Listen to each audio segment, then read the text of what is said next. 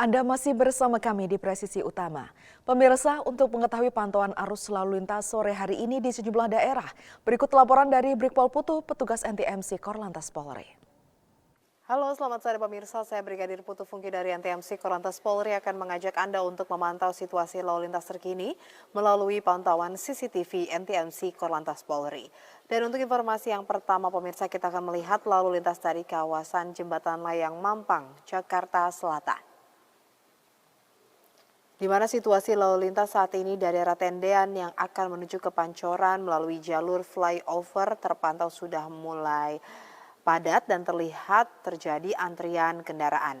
Antrian kendaraan ini dikarenakan antrian kendaraan akan memasuki gerbang tol Kuningan yang akan memasuki jalur tol dalam kota dan juga kendaraan yang akan menuju ke kawasan Gatot Subroto. Kami harap para pengendara untuk tetap berada di jalur yang benar demi kenyamanan saat berkendara. Kemudian di jalur arteri dari arah Pancoran yang akan menuju ke Kuningan saat ini lalu lintas terpantau ramai namun masih kondusif lancar. Kecepatan kendaraan dapat ditempuh dengan kecepatan kurang lebih 40 km per jam. Namun perlu diantisipasi akan pertemuan arus kendaraan dari kendaraan yang keluar gerbang tol Kuningan yang akan menuju ke kawasan Kuningan ataupun ke kawasan Semanggi. Kemudian tol dalam kota Jakarta dari arah Semanggi yang akan menuju ke Cawang saat ini terpantau ramai dan terlihat sudah mulai terjadi perlambatan kecepatan kendaraan dikarenakan meningkatnya jumlah kendaraan pada sore hari ini. Namun dari arah Cawang yang akan menuju ke Semanggi saat ini lalu lintas masih terpantau kondusif lancar. Dan selanjutnya kita akan menuju ke kawasan Simpang Tomang, Jakarta Barat. Di mana kondisi arus lalu lintas dari exit tol Tangerang yang akan menuju ke Harmoni atau Cawang. Setelah antrian traffic light, kendaraan dapat kembali berjalan dengan kecepatan kurang lebih 50 hingga 60 km per jam. Kemudian dari arah Cawang yang akan menuju ke Grogol melalui jalur flyover, sore hari ini lalu lintas juga masih terpantau kondusif lancar. Kami harap para pengendara untuk tetap berhati-hati, menjaga jarak aman kendaraan Anda dengan kendaraan lainnya. Dan yang ketiga pemirsa, kita akan melihat lalu lintas dari kawasan Pospol Comal, Pemalang, Jawa Tengah. Kondisi lalu lintas dari arah Pemalang yang akan menuju ke Pekalongan atau dari arah atas yang akan menuju ke bawah sore hari ini terpantau lancar dan terlihat adanya sedikit antrian kendaraan hanya menjelang traffic light dan selepasnya kendaraan dapat kembali mengalir dengan kecepatan kurang lebih 50 km per jam. Kemudian dari arah Pekalongan yang akan menuju ke Pemalang, lalu lintas juga saat ini terpantau lancar. Walaupun lancar, kami harap para pengendara untuk tetap berhati-hati menjaga jarak aman kendaraan Anda dikarenakan dari pantauan CCTV, kita lihat bahwa kendaraan yang melintas di kawasan Pospol Comal Pemalang ini didominasi oleh kendaraan besar seperti truk pengangkut barang. Harap para pengendara untuk mematuhi rambu lalu lintas yang berlaku demi keselamatan kita bersama. Dan selanjutnya kita akan beralih ke Sumatera Selatan, tepatnya di traffic light Caritas Palembang. Kondisi lalu lintas sore hari ini terpantau lancar walaupun terlihat sudah mulai adanya peningkatan jumlah kendaraan namun belum signifikan pemirsa. Dan lalu lintas dari Jalan Kolonel Atmo yang akan menuju ke Veteran terpantau kondusif lancar, begitupun dari Kolonel Atmo yang akan menuju ke Simpang Seki Pangkal, saat ini lalu lintas juga terpantau ramai lancar. Harap para pengendara untuk tetap mematuhi marka jalan yang berlaku dan juga antisipasi akan pejalan kaki yang menyeberang jalan bukan di zebra cross. Dan pemirsa, bagi Anda yang ingin mengetahui informasi terkait kondisi lalu lintas terkini, Anda dapat menghubungi call center NTMC Korlantas Polri di 1500669 atau melalui SMS di 9119.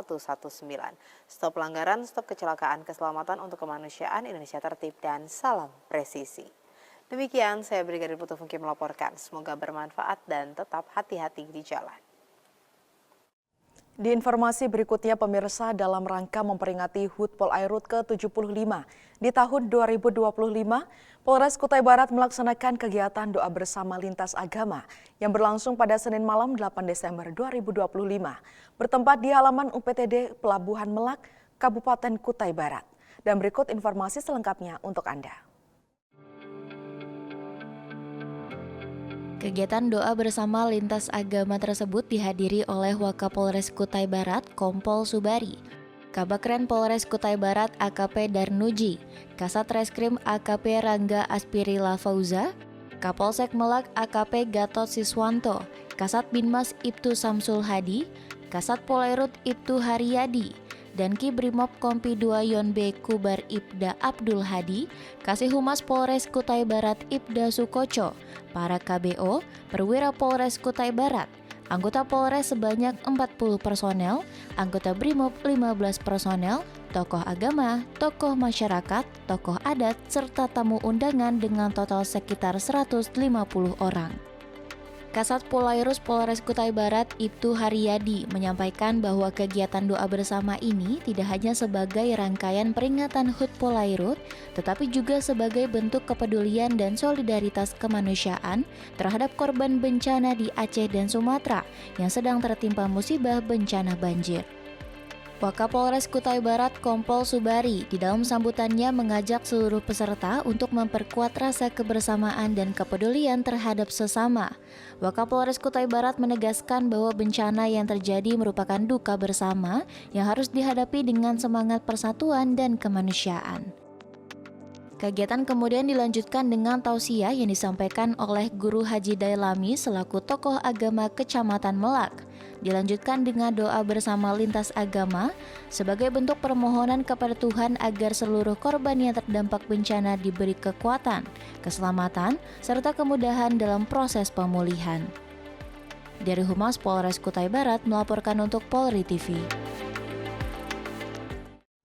Polda Sulawesi Utara menggelar wisuda Purnabakti personel Polri periode November 2024 sampai dengan November 2025. Berikut laporan dari Ibda Agnes Lasut, personel Bithumas Polda Sulawesi Utara. Halo Sobat Polri, hari ini Rabu tanggal 10 Desember tahun 2025 di Polda Sulawesi Utara telah dilaksanakan wisuda Purnabakti PNPP, sebuah kegiatan sebagai bentuk penghormatan kepada para pegawai negeri pada Polri yang telah menyelesaikan masa pengabdian mereka. Kegiatan ini dihadiri oleh para pejabat utama dan keluarga serta seluruh personil yang memberikan penghormatan terakhir atas dedikasi para Purnabakti. Acara wisuda Purnabakti ini dilaksanakan di Mapolda Sulawesi Utara. Diawali dengan syukuran di Aula Catur Prasetya, kemudian dilanjutkan dengan pelepasan di lobi lantai 1 Mapolda Sulawesi Utara pada Rabu 10 Desember 2025. Wisuda dan pelepasan dipimpin oleh Kapolda Sulawesi Utara Irjen Pol Rocky Herilangi, dihadiri oleh Wakapolda Sulawesi Utara Brigjen Pol Awi Setiono, para PJU Polda, Bayangkari, anggota, dan PNS Polda Sulawesi Utara yang sudah memasuki masa Purnabakti bersama keluarga. Acara ini bertujuan untuk memperkuat tali persaudaraan antara purnawirawan bersama keluarga dengan personel Polri yang masih aktif sebagai generasi penerus. Adapun jumlah personel Polri yang memasuki masa Purnabakti periode November 2024 hingga November 2025 sebanyak 145 personel dengan rincian 129 anggota Polri dan 16 PNS Polri. Kapolda berharap personel yang Purnabakti dapat mengabdi terus di tengah masyarakat, khususnya dalam mendukung program-program pemerintah, menjadi motivator, contoh dan teladan yang baik serta tetap menjaga komunikasi yang harmonis dengan institusi kepolisian. Satu persatu wisudawan menerima tanda penghargaan dan kenang-kenangan sebagai wujud apresiasi atas loyalitas dan kontribusi mereka dalam mendukung pelaksanaan tugas di organisasi Polri. Suasana haru tampak ketika para Purnabakti menerima ucapan terima kasih dari pimpinan dan rekan kerja yang selama ini bersama dalam menjalankan tugas. Di informasi berikutnya, pemirsa, Polda Bengkulu bersama Bayangkari daerah Bengkulu menunjukkan kepedulian mendalam terhadap musibah banjir dan tanah longsor yang melanda Provinsi Sumatera Barat. Pelepasan bantuan kemanusiaan digelar di selasar lapangan Anton Sujarwo, Polda Bengkulu. Sejak pukul 8 waktu Indonesia Barat, jajaran Polda Bengkulu telah berkumpul mengikuti rangkaian kegiatan yang berlangsung penuh kekhidmatan. Pemirsa, dapat saya laporkan bahwa pada hari ini Kapolda Bengkulu didampingi Ketua Bayangkari Daerah Bengkulu serta pejabat utama Polda Bengkulu melaksanakan pelepasan bantuan kemanusiaan dari Bayangkari Daerah Bengkulu untuk korban bencana alam di Sumatera. Berikut laporan selengkapnya. Kapolda Bengkulu bersama dengan Ketua Bayangkari Daerah Bengkulu turut hadir memimpin kegiatan tersebut. Sejumlah pejabat utama seperti Karo SDM, Karo Logistik, Kabid Humas, penata kebijakan Kapolri Polda Bengkulu, serta pengurus Bayangkari lainnya hadir memberikan dukungan penuh. Kapolda Bengkulu Irjen Pol Mardiono menegaskan bahwa solidaritas dan kepedulian antar wilayah merupakan wujud nyata Polri yang hadir untuk masyarakat, terutama pada saat terjadi musibah besar. Dalam kesempatan tersebut, Bayangkari Daerah Bengkulu menyerahkan bantuan uang tunai sebesar Rp221.100.000 yang akan disalurkan langsung kepada korban terdampak bencana di Sumatera Barat.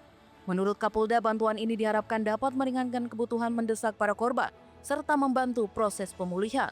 Pelepasan bantuan ini tidak hanya menjadi bentuk dukungan materi, tetapi juga pesan moral bahwa masyarakat Sumatera Barat tidak sendiri dalam menghadapi bencana. Melalui aksi nyata ini, Polda Bengkulu ingin menunjukkan bahwa kepedulian sosial merupakan bagian dari tugas kemanusiaan Polri. Dari Humas Polda Bengkulu melaporkan untuk Polri TV. Demikian informasi yang dapat saya laporkan dari Polda Bengkulu. Saya Bribtu Harneno Kasturi melaporkan untuk Polri TV. Pemirsa, kami akan segera kembali usai jeda berikut ini.